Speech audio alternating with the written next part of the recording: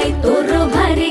दिसते भारी गणपतीची स्वारी अन आला धादिस मामाच्या घरी मालवण चिपळूण सावंतवाडी माझ्या कोकण गावांचो दिमाग भारी